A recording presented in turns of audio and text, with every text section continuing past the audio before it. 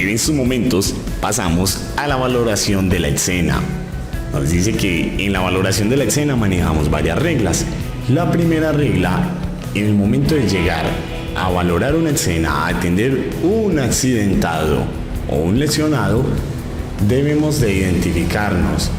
Comenzando, identificarnos ante los curiosos y ante el paciente, diciendo su nombre, el nivel de capacitación. Pues esto le va a dar más tranquilidad al paciente y a las personas que están al lado de él, que son los curiosos. Si hay presentes conocidos o parientes del lesionado y él se encuentra inconsciente, debemos de solicitarle un permiso para poder ayudar. 2. Evalúe la escena. En la escena manejamos 3 factores, que son seguridad de la escena y situación. También en ella manejamos lo que es la regla del yo. Primero yo, segundo yo, tercero yo, cuarto yo, quinto yo y siempre yo. En el momento de evaluar la escena, que manejamos estos 3 factores, que son la seguridad, la escena y la situación, debemos de tener mucho cuidado. Debemos de brindar una muy buena seguridad, tanto para nosotros como para el paciente, asegurando la escena con cinta de embalizar y apuntando qué tipo de situación tenemos. Esto nos va a ayudar para poder solicitar una ayuda mucho más profesional. Debemos de asegurar el sitio y asegurar al paciente. Se deben evaluar los riesgos que puedan poner en peligro al paciente, ya sea por temperaturas extremas, lluvias, corrientes de agua, peligro de fuego, explosión o descargas eléctricas. También en las acciones básicas del auxiliador manejamos 3 factores, que son valorar, llamar y cuidar. ¿Valorar a quién y valorar qué? Debemos de valorar la escena y al lesionado, identificando qué posiblemente puede tener. ¿Qué fue lo que pasó? 2.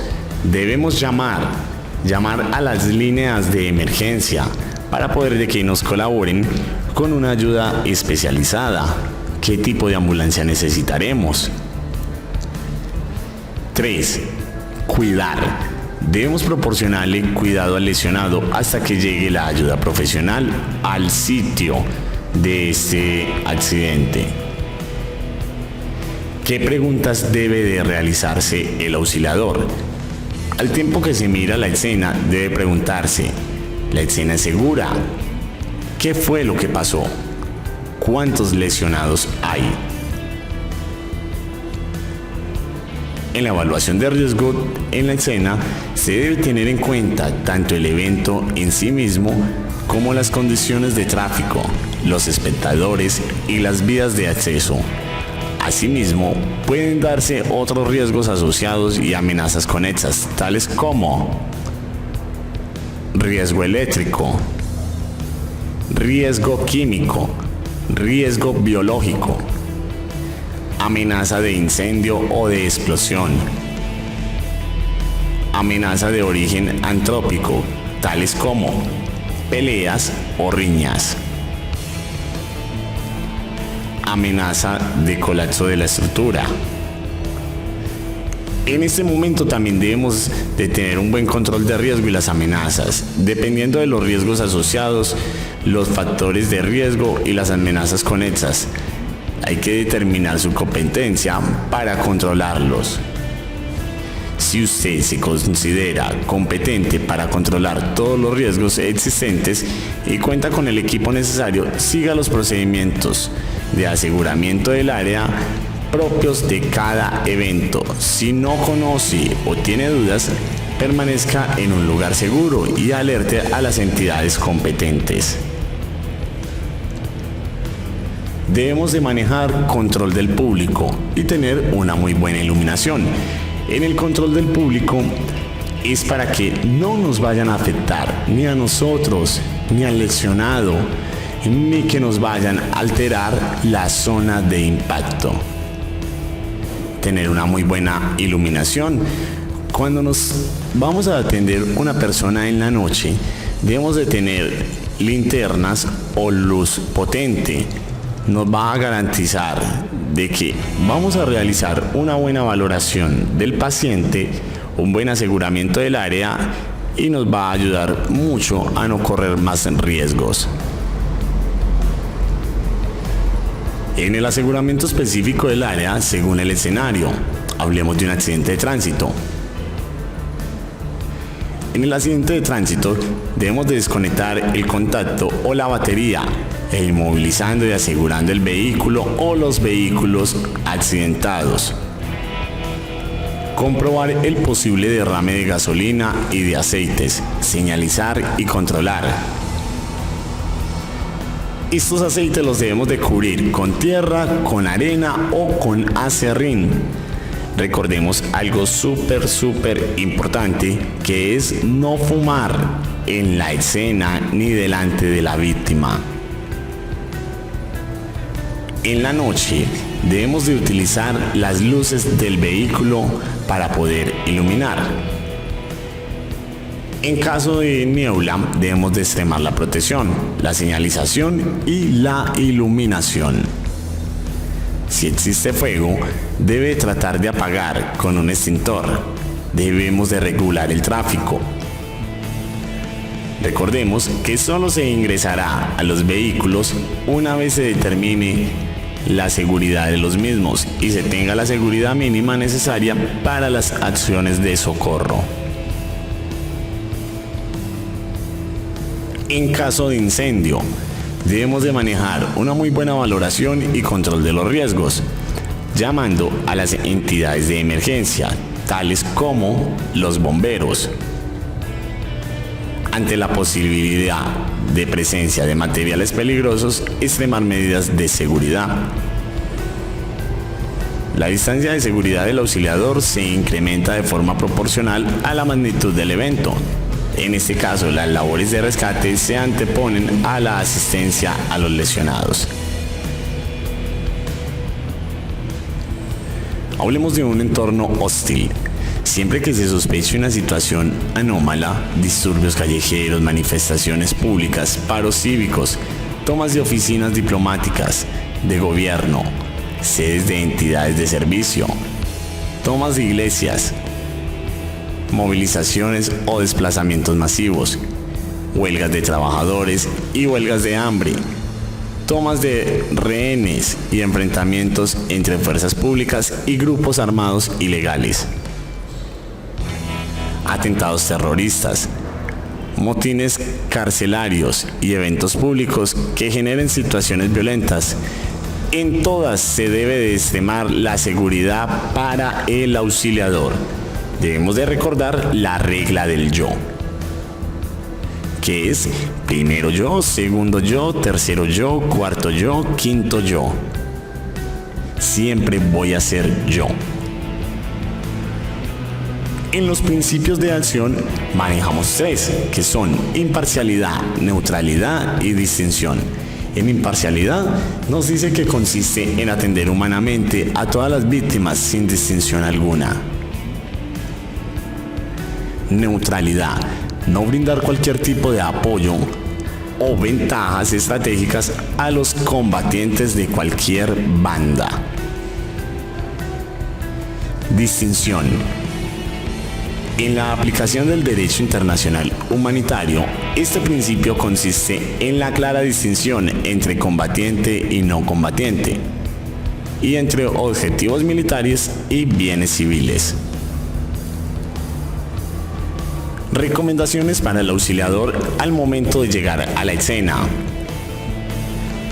La seguridad individual depende también de la actitud que se asume frente a situaciones que entrañan algunos peligros. Adquirir previamente la información suficiente y necesaria acerca del evento. Esto nos va a ayudar a que los organismos de socorro nos presten una muy buena atención y brindarle a ellos la mejor información de qué fue lo que pasó, qué recursos necesito, cuántos lesionados hay, dónde estoy ubicado.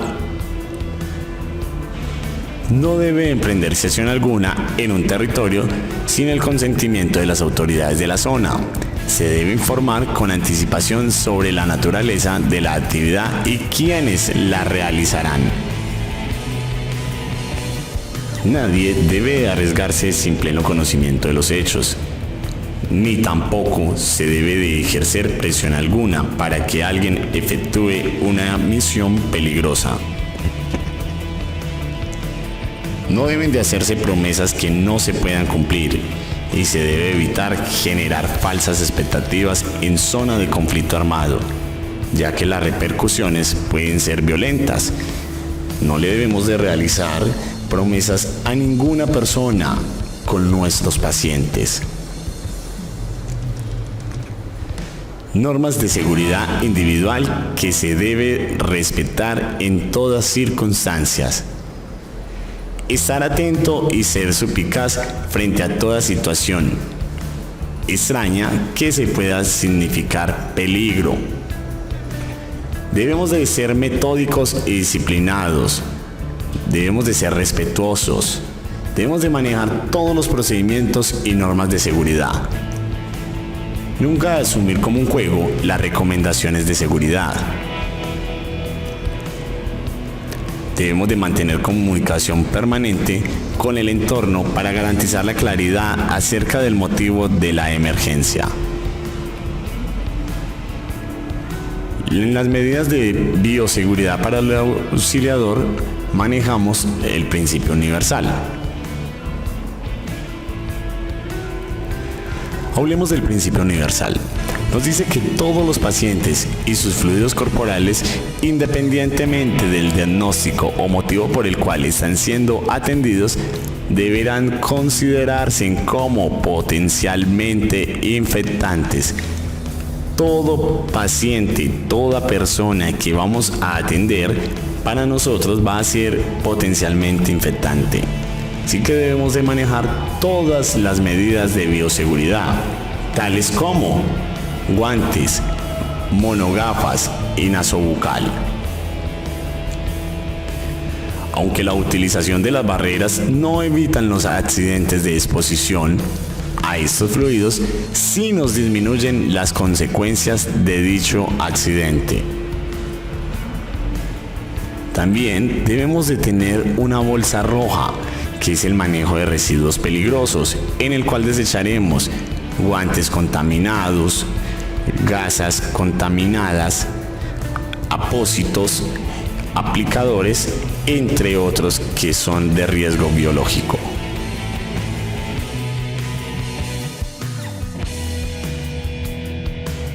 En este momento vamos a hablar de los componentes del sistema de emergencias médicas, que lo manejamos con las siglas SEM, Sistema de Emergencias Médicas. ¿Qué es el sistema de emergencias médicas?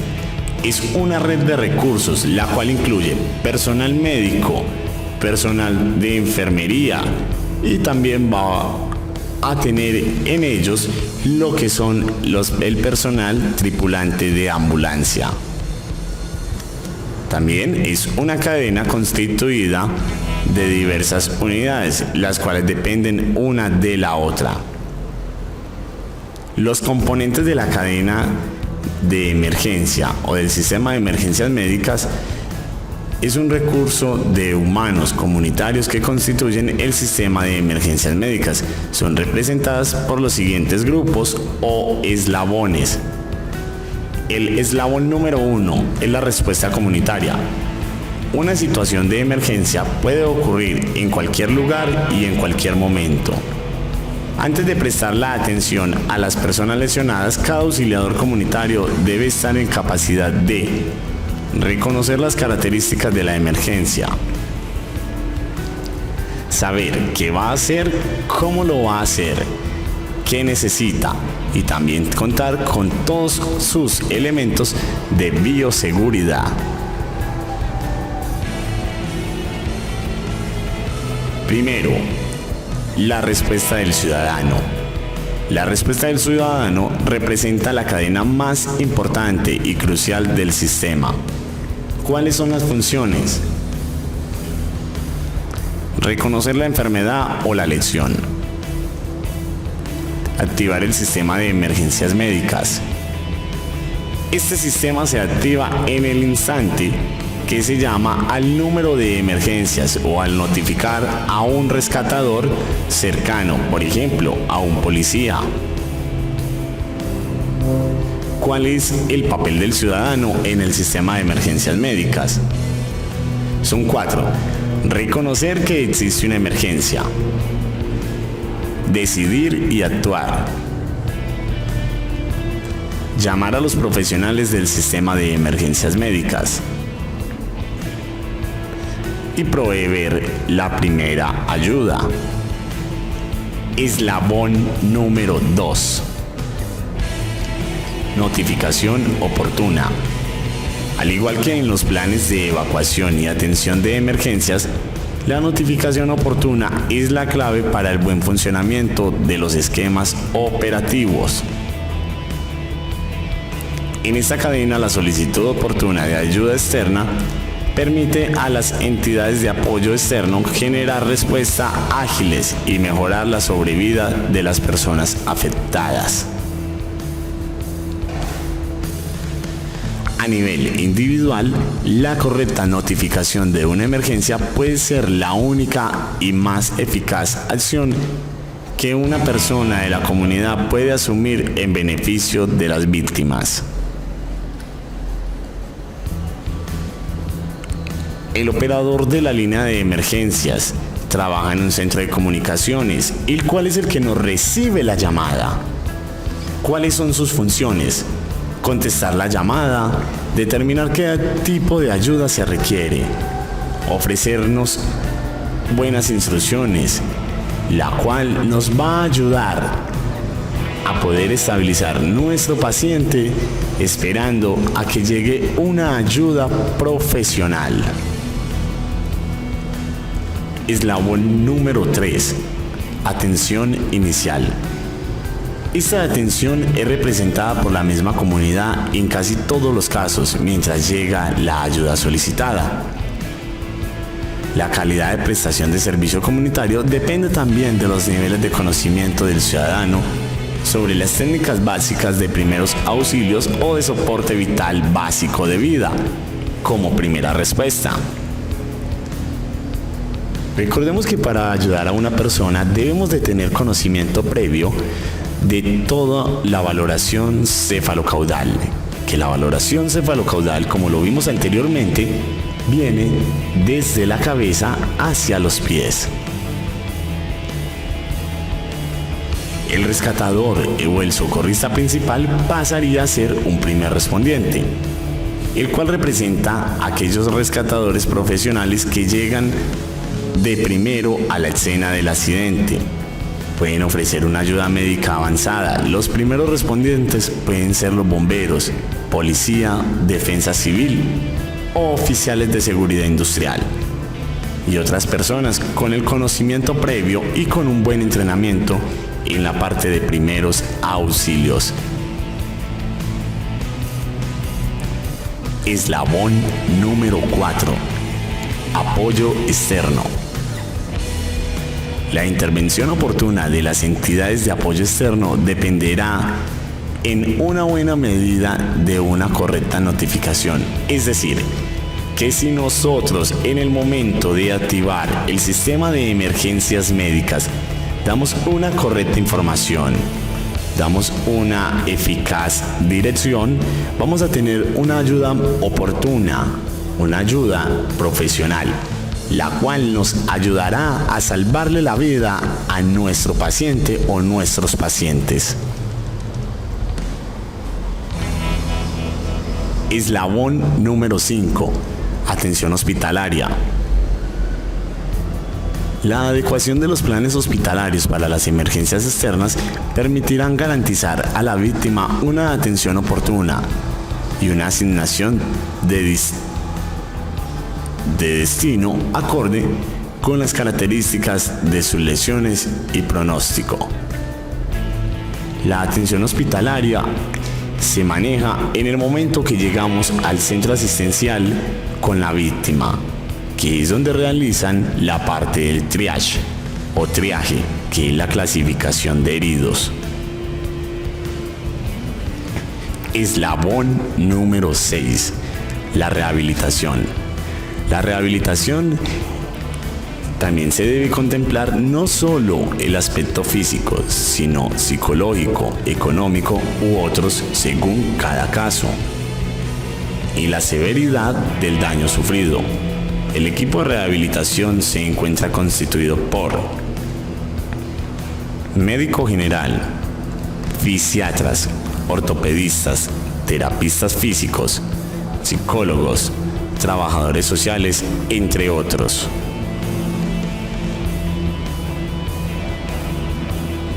Ahora pasamos a lo que son los eslabones de la RCCP, reanimación cardio-cerebro-pulmonar.